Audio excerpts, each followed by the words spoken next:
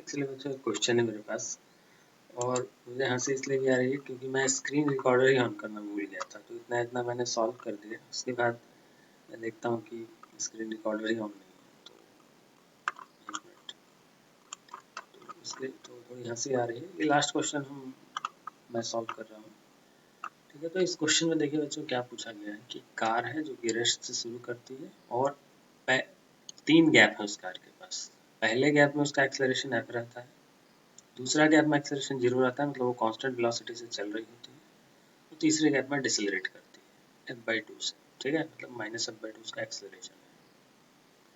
पहले गैप में f acceleration है, दूसरे में 0 है, तीसरे में f/2 है। जानबूझ के मैंने ग्राफ ड्रॉ कर दिया ताकि आपको इजीली समझ में आए कि कैसे इसकी वेलोसिटी बढ़ रही है, फिर कांस्टेंट हो गई और फिर लगातार घट रही है, 0 हो गई। ठीक है, 3 गैप है और पहले गैप में जो वो डिस्टेंस चलती है इसको s नाम दे दिया गया है और जो टोटल डिस्टेंस चलती है बोला गया है ये 15s है। यहाँ पे आप देख सकते हैं वो 15s है। तो ये दो इन्फॉर्मेशन हमारे काम आएगी। यहाँ आप ऑप्शंस देख सकते हैं, ऑप्शन में f और t है, बस f t और s। तो ऑप्शंस पहले आप देख लीजिए और उसके बाद उसके हिसाब से आप सॉल्व कीजिए। दूसरे गैप में जो टाइम का इंटरवल है उसे t मान लिया गया है, लेकिन मैंने पहले टाइम इंस्टेंट को t1 माना है, दूसरे टाइम इंस्टेंट को t2 माना है, तीसरे टाइम इंस्टेंट को t3 माना है, ताकि अब मैं 3 टाइम इंस्टेंट का गैप लेकर के बना रहा हूँ और फिर एक का डेटा मैं दूसरे में पुट करूँगा। ठीक है, यहाँ जो कांस्टेंट वेलोसिटी इसने एक्वायर की है उसे मैंने v नॉट मान लिया है। मतलब ये 0 से बढ़ी और बढ़ते बढ़ते फिर v नॉट हो गई और फिर फाइनली v नॉट स्पीड से ही चलने लगी। यहाँ v नॉट, तो देखिए बच्चों सेकेंड गैप जो है ना उसके लिए ये जो स्पीड है वो v नॉट है पूरा का पूरा। पहले गैप में वेलोसिटी लगातार बढ़ी और यहाँ v नॉट हो गई, और थर्ड गैप है ना उसके लिए जो इनिशियल वेलोसिटी है ये v नॉट है और फाइनल वेलोसिटी ये 0 है। तो ये सारा कुछ है जो मैंने आपको बता दिया। अब चलिए सॉल्व करते हैं। देखो जब सबसे पहले जो हमें जरूरत पड़ने वाली है वो पड़ने वाली है ये v नॉट आखिर है कितना। ये तो मैंने एज्यूम किया ना, कहीं गिवन में नहीं है, तो ये मैंने एज्यूम किया है ये v नॉट। तो मैंने v नॉट का फॉर्मूला v = u + at से निकाल लिया। तो v नॉट क्या आ गया ft1।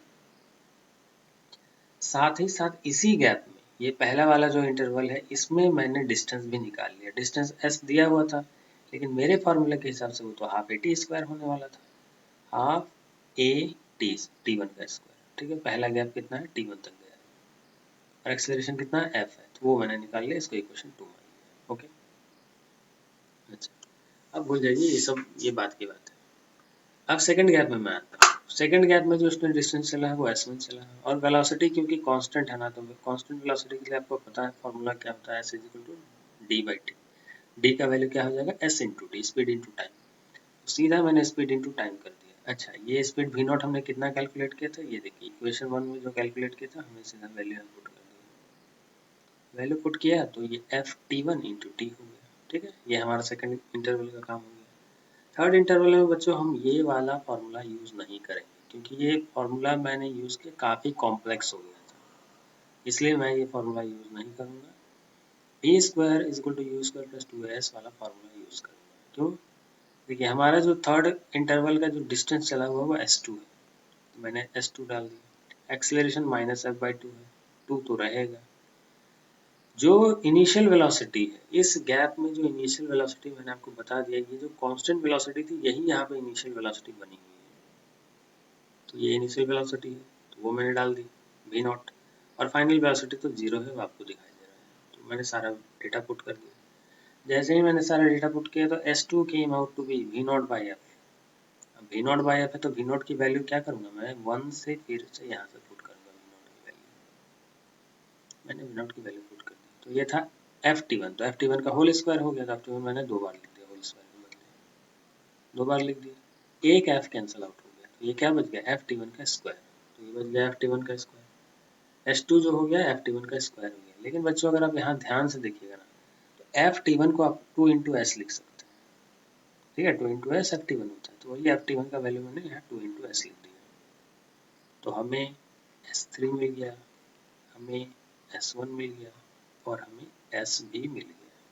तीनों को ऐड कर देना है, बोला गया है कि तीनों को ऐड करने पर बच्चों 15s मिलने वाला है, तो मैंने ऐड कर दिया तीनों। तीनों को जैसे ही ऐड किया S1 S2 और S तीनों को 15S मिल गया। S2 की वैल्यू फिर मैंने यहाँ से पुट कर दी, ये जो S2 की वैल्यू है ना मैंने यहाँ से पुट कर दिया।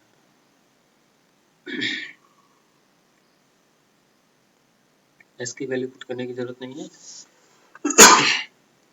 सॉरी, S की वैल्यू पुट करने की जरूरत नहीं है यहाँ पे, क्योंकि S ऑलरेडी है। ये S और ये 2S ऐड हो जाएगा, 3S बन जाएगा, और उधर माइनस होगा तो ये 12S बन जाएगा। ओके, अब देखिए बच्चों, यहाँ से थोड़ा सा आपको समझना पड़ेगा। ये S1 की वैल्यू आप यहाँ पे डालिए, तो S1 की वैल्यू क्या है, FT1T, तो मैं डाल देता हूँ, ये हो जाएगा 12S is equal to FT1T। ठीक है, इसको मैं मान लेता हूँ इक्वेशन 5। अब मैं कर रहा हूँ 2 और 5 को डिवाइड, 2 डिवाइडेड बाई 5 में कर रहा हूँ। ठीक है, देखिए 2 यहाँ पे है और 5 तो यहाँ मैंने लिया है, तो दोनों को मैं डिवाइड करता हूँ, S डिवाइडेड बाई, तो ये क्या हो जाएगा, ये हो जाएगा S divided by 12S is equal to half F T1 का स्क्वायर, मतलब T1 इंटू T1, और ये हो जाएगा एफ T1 इंटू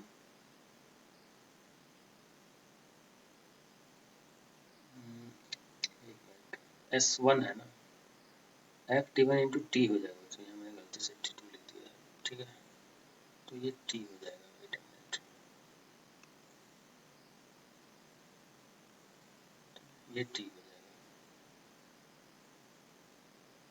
क्योंकि तो S1 के बराबर है ना, तो और S1 की वैल्यू ये T हो जाएगा, तो वही मैं सोच रहा था ये गड़बड़ कैसे हो गया। फिर उसके बाद ये देखिए कैंसिल आउट हो जाएगा,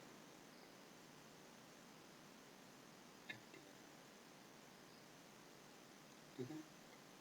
यहाँ से बच्चों अगर आप कैलकुलेट करते हैं अच्छे से, आपको दिख रहा होगा ये S भी कैंसिल आउट हो जाएगा, और हाफ नीचे आ जाएगा, यहाँ पे आ जाएगा नीचे, 2 बन के नीचे आ जाएगा।